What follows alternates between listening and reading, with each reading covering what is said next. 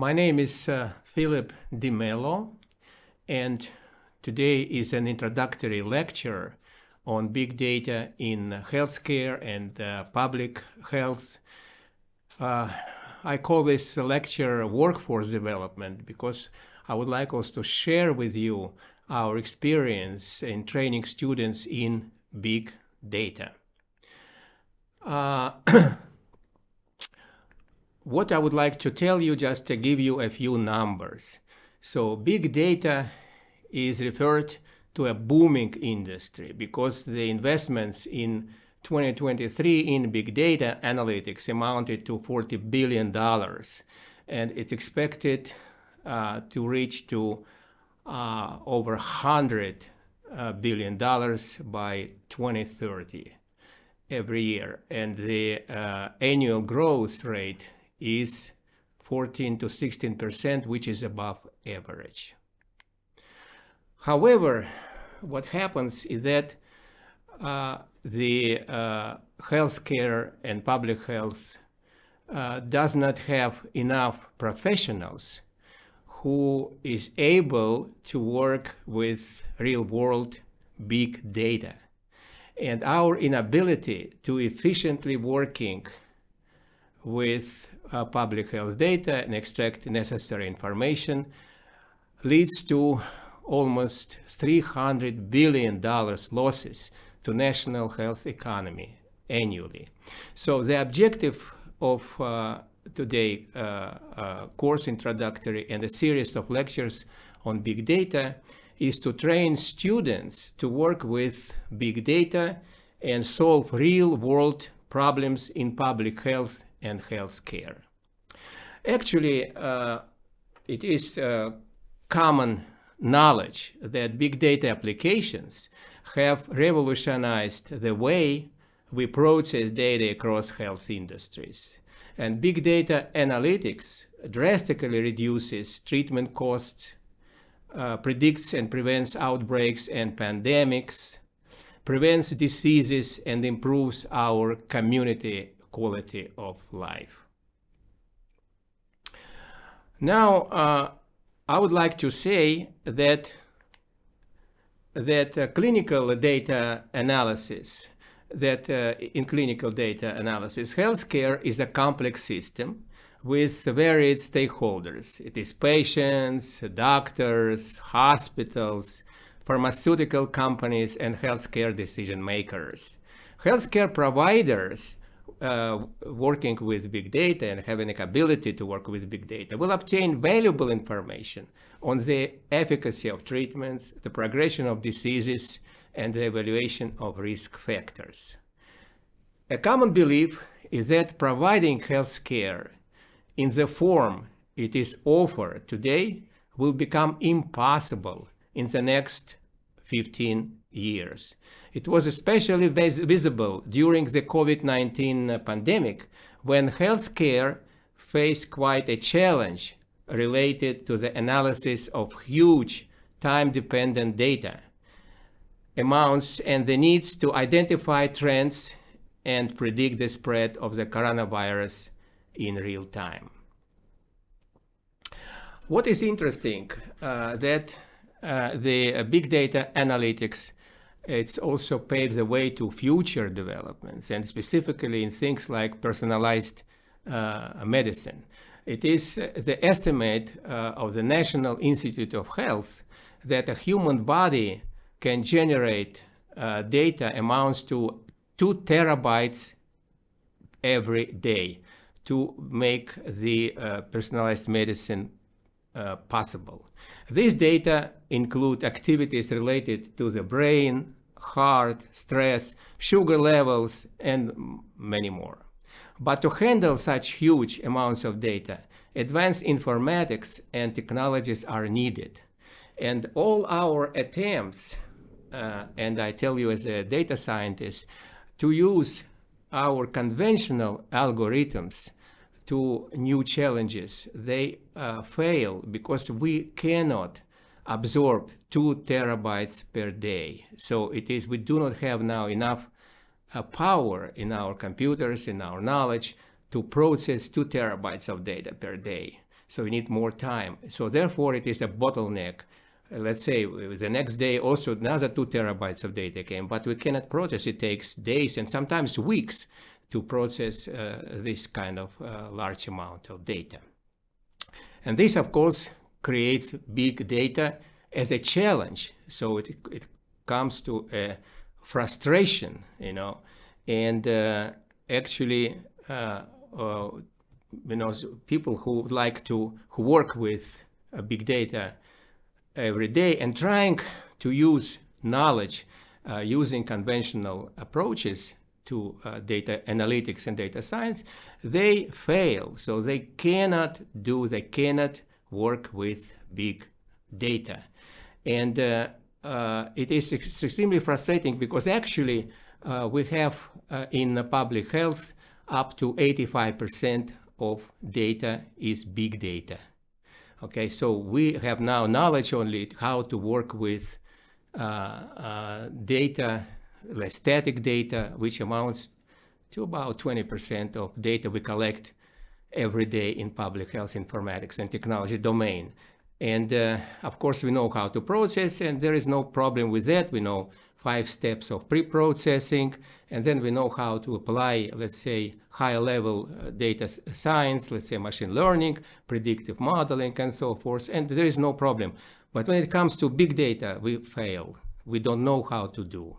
And this is the idea why this course that consists of 16 lectures, 16 weeks of training would help students, professionals come and start working with real big data and face challenge and solve these problems and get necessary results, but not asking like this gentleman to my right for help.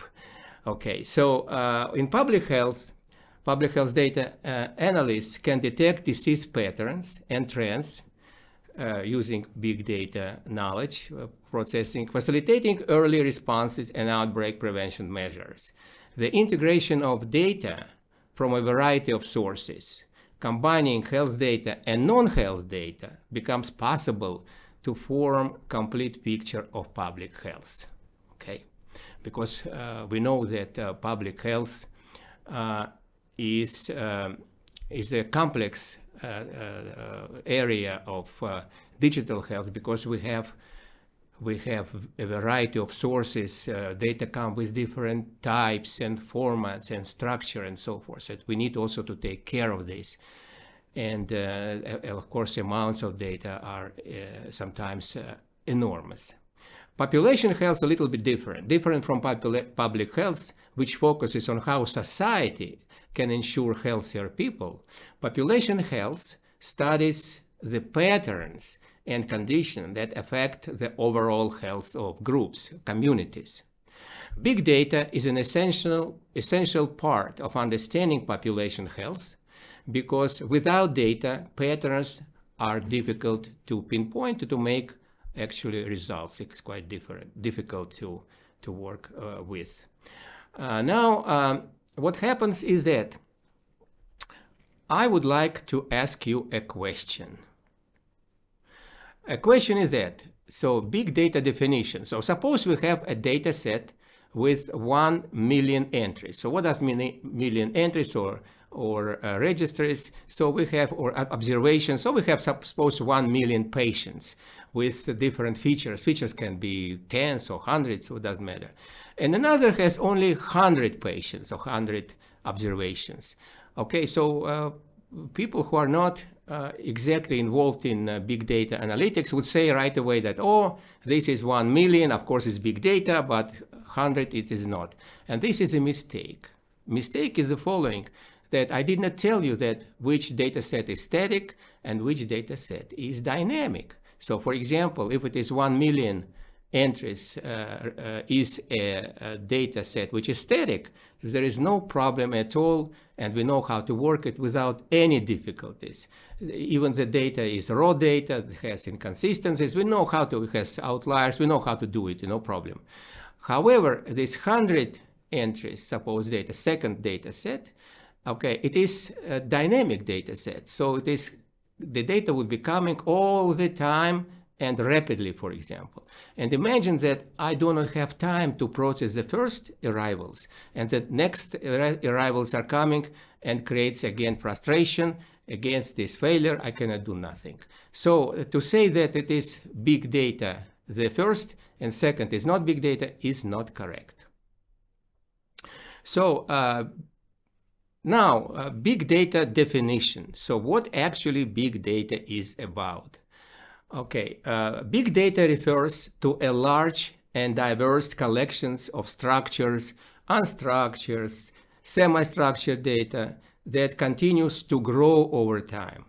Okay, these data sets are so large and complex in volumes, velocity, and variety that traditional data algorithms, management systems cannot store, process, and analyze these data sets.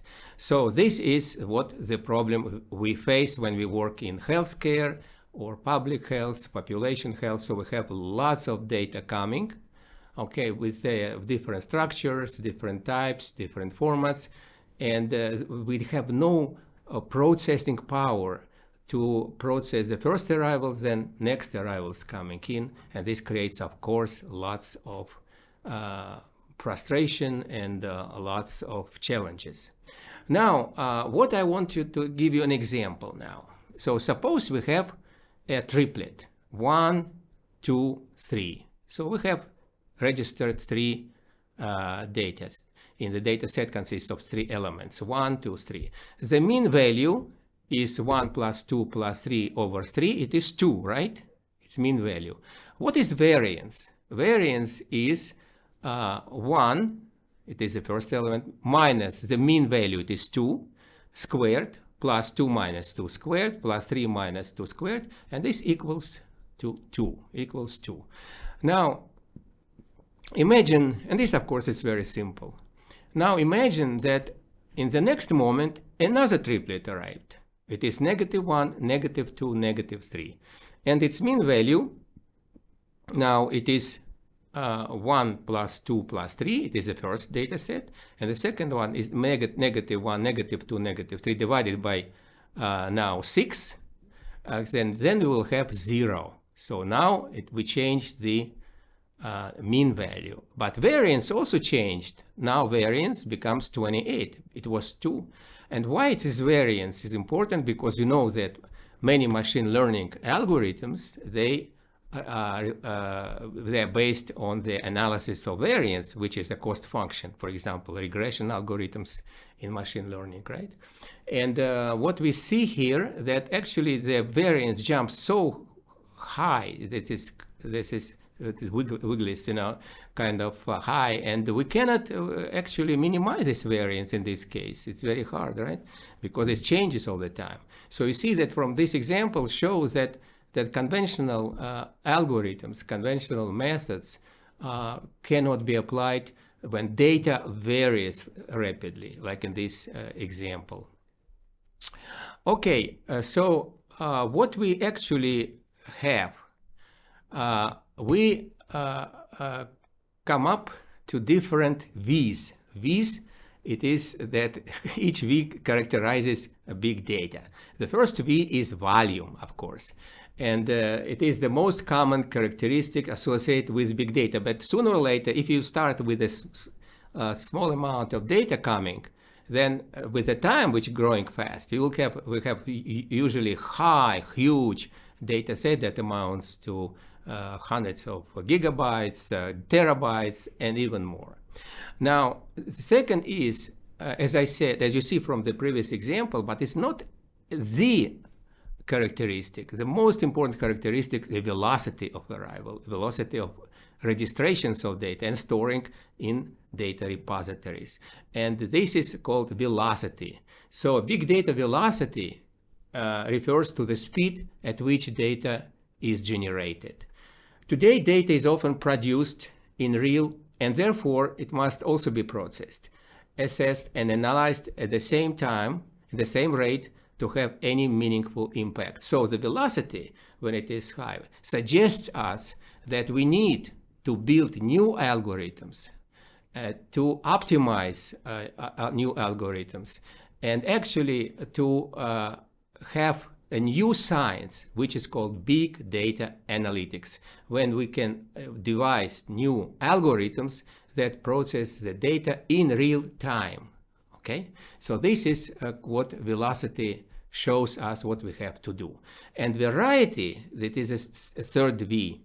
Variety is also very important because in public health we have many sources, and this exacerbates the whole problem. We have not only high velocity of data coming in and registered, but we have many sources in our processing algorithm. Now, this is the force what I suggest, and not only I, but it is should be think of the force V. V is value, and value is not only the characteristic of big data, but value is a matrix, because value shows us our ability to process big data. The value we measure in time, let's say, for example, milliseconds or seconds, is when we send the request and get the answer. This is called value, and value is a metric. So in big data, we have three V's. It is velocity, volume, variety, and value is a matrix. Now,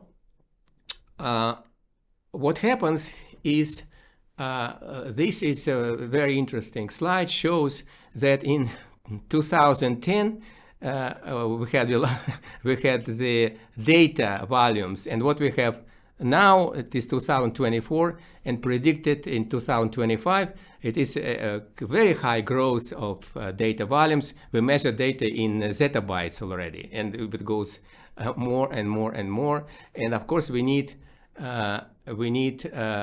professionals. We need students, working professionals, to update their skills and to process the data. Because if I tell you what the percentage of this data we can process now, it will be minute, it will be not so large. So we need to have professionals, and therefore workforce development in big data is one of the most acute element of the public health informatics and technology education. So it is big data. Now, as I said, that we have, in terms of variety, we have, if you look at my previous lectures, we discussed in kind of detail, we previously discussed that the public data comes from four major sources. We call them D, it is disease, including biology, genome, and whatever. So H, it is host, E, it's environment, and SM, it is social media. We use now lots of data information coming from social media. Okay, and for example, demographic information, age, race, sex, and zip code, disease rates show how common, for example, certain diseases or conditions are in the population. Mortality shows, for example, how many people in a population have died because of certain disease or condition. So all this kind of data can be sorted in the DHESM.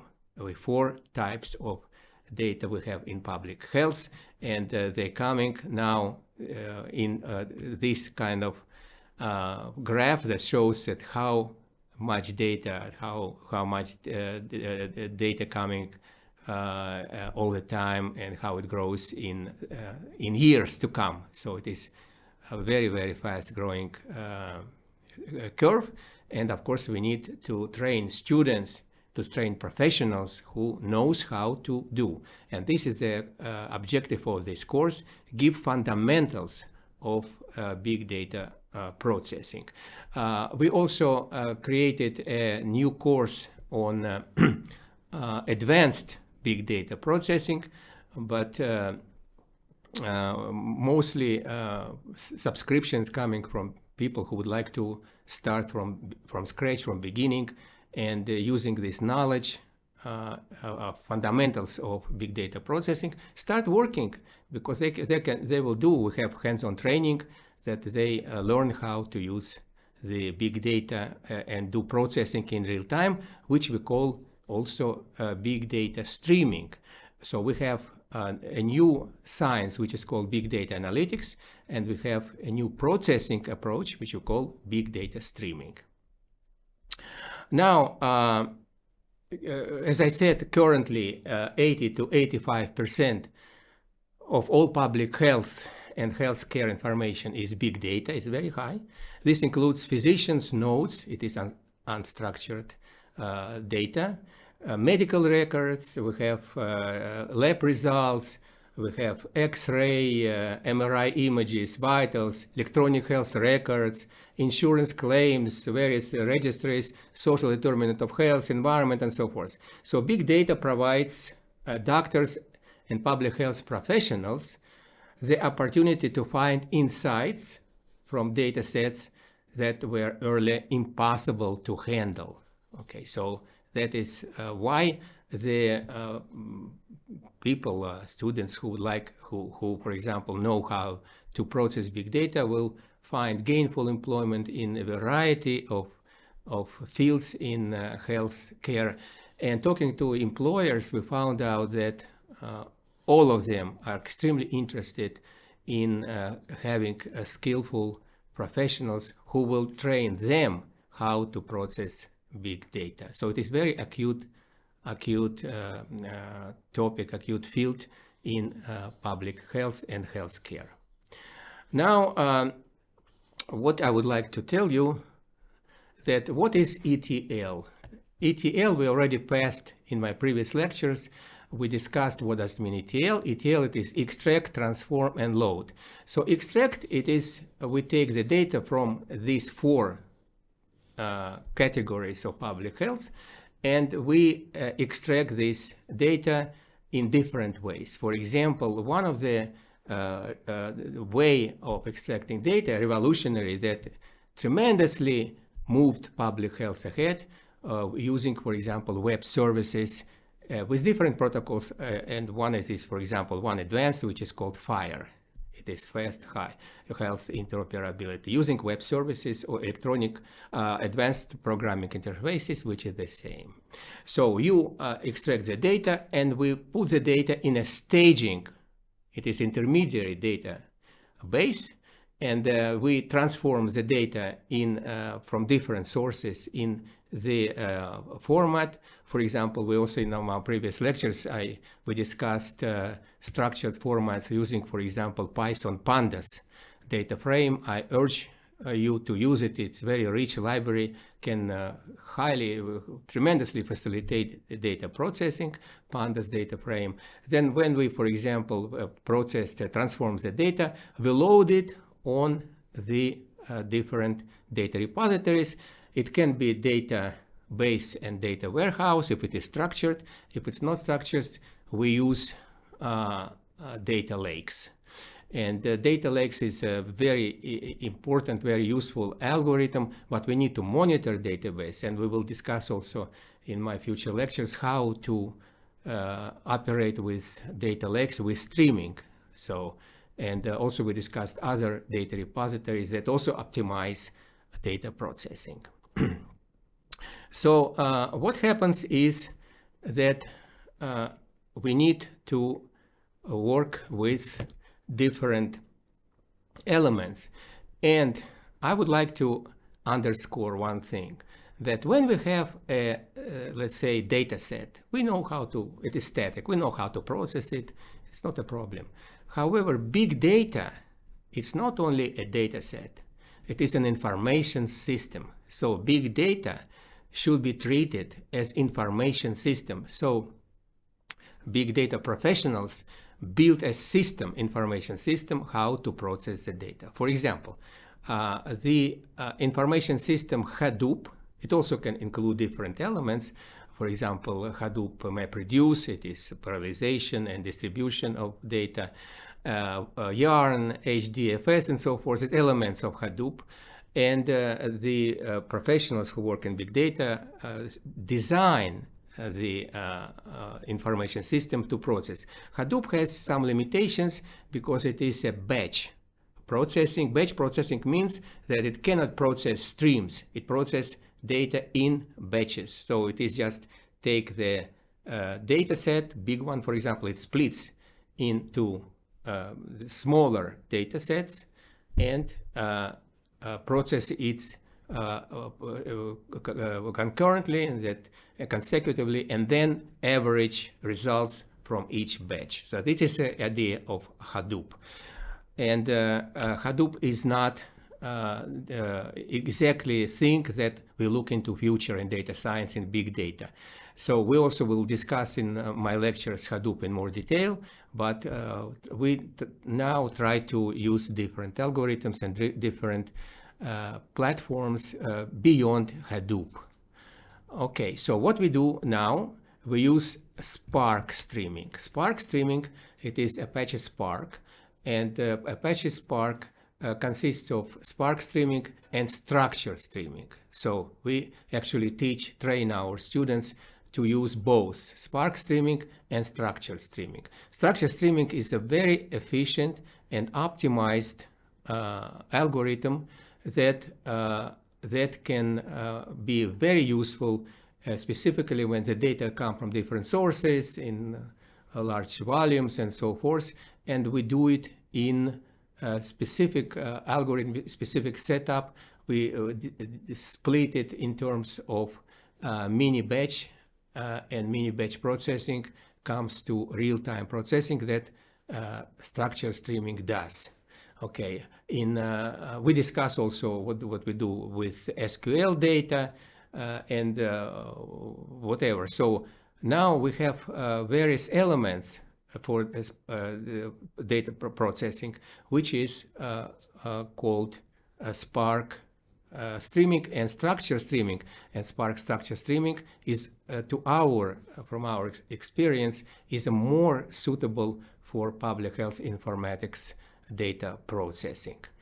Now, it is also very useful for connecting this algorithm in streaming with machine learning, and also we also teach our students how to come from raw data and using, for example, Spark structured streaming algorithm, we can continuously move it then to machine learning, and we can, using this machine learning, we can process large amounts of data in time. So it is very important, specifically for prediction. So we use also prediction modeling on top of the Spark structure streaming. What I would like to tell you also that so healthcare and public health organizations, they should use Spark structure streaming to analyze patient data in real time. It is healthcare, and the situation and the health of our community's data during critical situations, for example, outbreaks and pandemics. So the ability to process streaming healthcare data continuously enabled medical staff and public health officials to make informed decisions promptly, leading to improved patient and population and public outcomes. So this is very, very important to have knowledge of processing data in real time. What I would like to tell you also that we also train our students using the new, we can call it like a new repository, although it is not exactly the repository, but we can call it as initially as a repository we call Kafka. Kafka is a very, very useful element of our pipeline that we use in public health and healthcare data processing or big data, because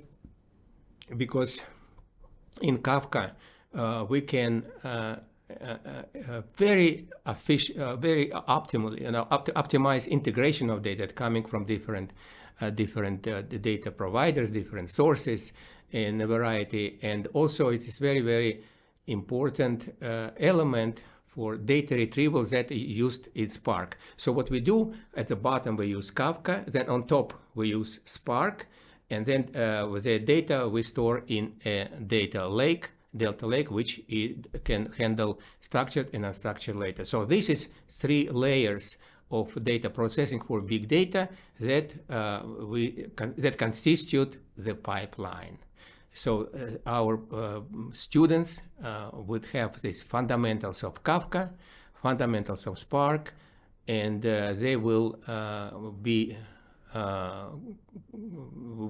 have enough knowledge to process real data. Of course, I would like to say that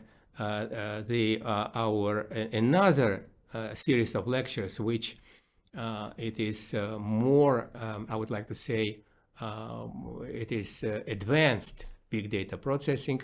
We will show how to optimize and to use different techniques, how to optimize, let's say, to connect Spark with Kafka for, let's say, multi-source, using different partitions, different techniques that we do not teach, but we will teach in advanced. But these fundamentals, students will learn how to use fundamentals of pipelines consisting of Kafka, Spark, and Delta Lake to process big data in public health and healthcare. What I would like to say that we also we also teach, of course, in how to use cloud technologies, but basically we do it in the advanced course of big data processing, because in this course we just show students, and including, of course, hands-on training. So students come and without any fear, they process big data the same way they process static data sets. So they just use Kafka, they use Spark, and they store the data in data lake, and they use also some elements of machine learning. So this is the idea how to process big data in public health informatics and to gain information that impossible to get using conventional algorithms. So in workforce development, we suggest the following curriculum. So we teach fundamentals of public health informatics for 2 weeks. So we teach data analytics in public health informatics, data science. We use we show that how public health in this country is built on, what the sources of big data, for example, electronic health records, HIEs, registries, immunization records, claims, insurance, all kind of things. And also we teach some data related to biology genome. So that is what it is, fundamentals of public health informatics and technology. It goes for 2 weeks. Then we use 2 more weeks for introduction to data analytics and data science. So in data analytics, we use mostly visualization. In data science, we teach some tools related to machine learning. It is classification and regression. Then we use 2 weeks for Python, because we built in our pipeline, including Kafka and Spark. We use Java, and we use Python, basically Python. Now, 1 week we allocate for introduction to big data. We explain how big data is important and how it is used in public health and healthcare. Then 1 week we teach Hadoop framework for processing, this batch processing.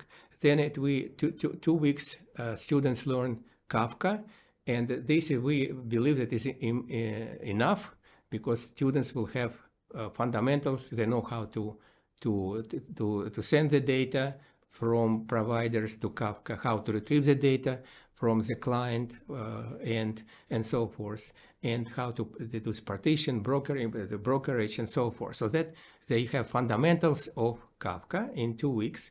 Then the 2 weeks we teach them Spark streaming and Spark structure streaming. okay, how to make the data, how to distribute, how to connect Spark with Kafka using partitioning and so forth, clustering. And then we also teach this structured streaming.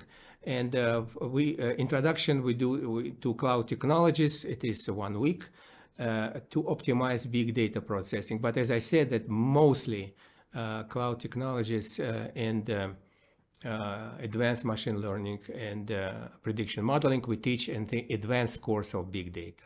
And finally, we have hands-on training, which is 3 weeks of training.